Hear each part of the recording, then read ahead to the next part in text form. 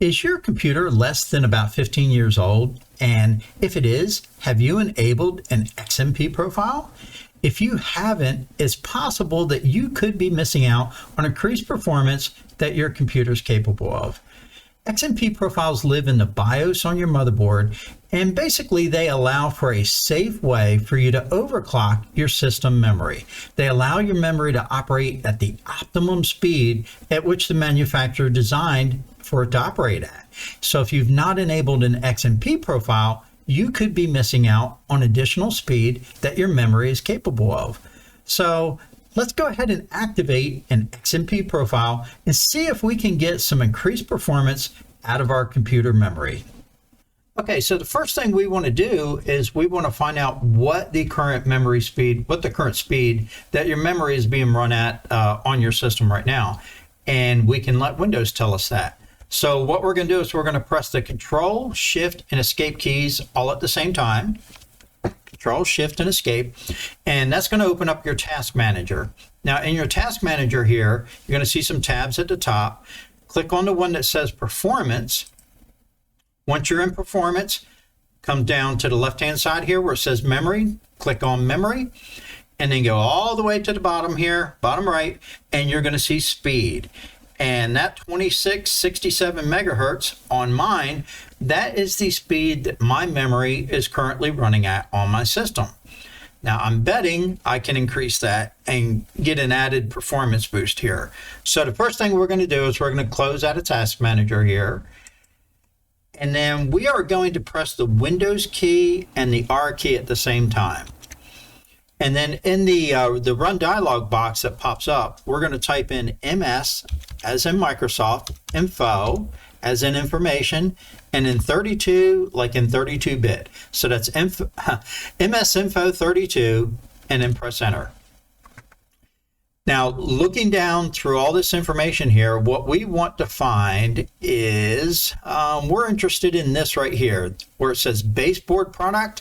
I have an X470 Gaming Plus, and here's my actual motherboard number. So what we're going to do is we're going to open a web browser, and we are going to go, and we're going to search and find out what key we need to press to enter our BIOS for our particular motherboard. So mine is an X470 Gaming Plus Max, and I'm going to do BIOS entry key. All right. It's going to be the delete or the F2 key.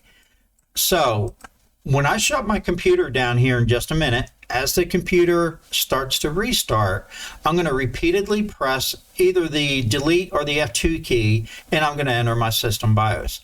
Now, you should do the same thing. Find your baseboard product, do a quick Google search, find out what your BIOS entry key is, and then we're going to go into BIOS. We're going to make this change. It's going to be real quick, real simple. And we're going to see if we can get some performance boost on your computer. Okay, so what we're going to do now is, now that if you know what your BIOS entry key is, we're going to go ahead and we're going to go Windows, Power, Restart.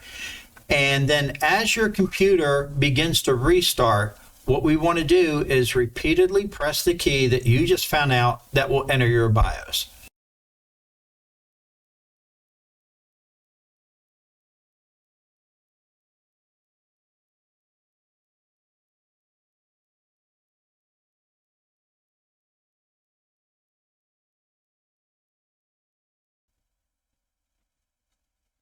All right, your BIOS screen will load.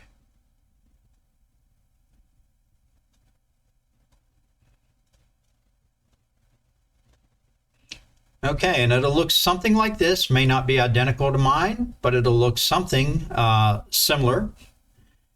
And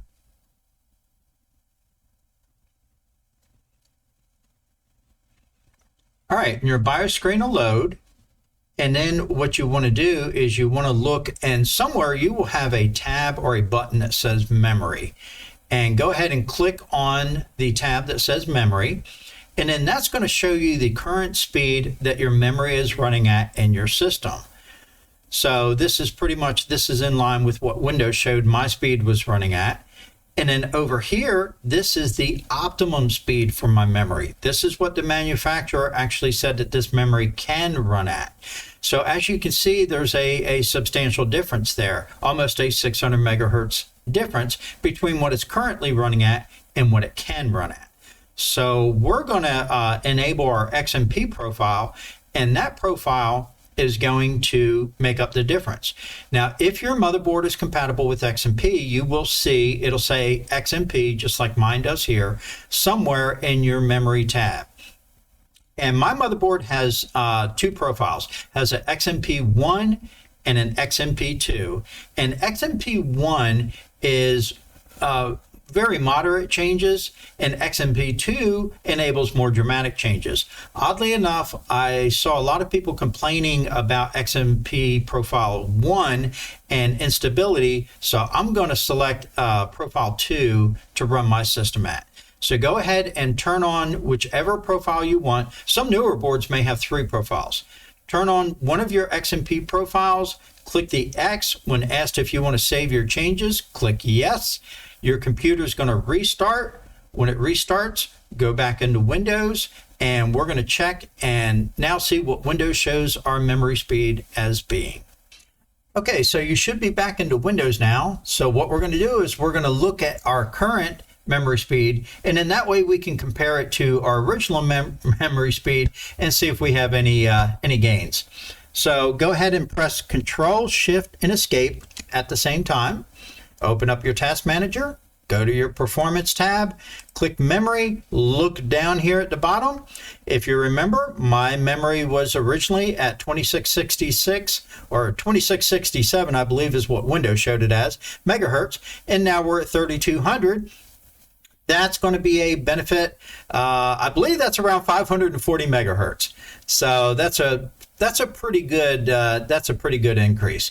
So hopefully you got the same, you got similar results. And if you did, if this helped you in any way, please give it a like. Appreciate it.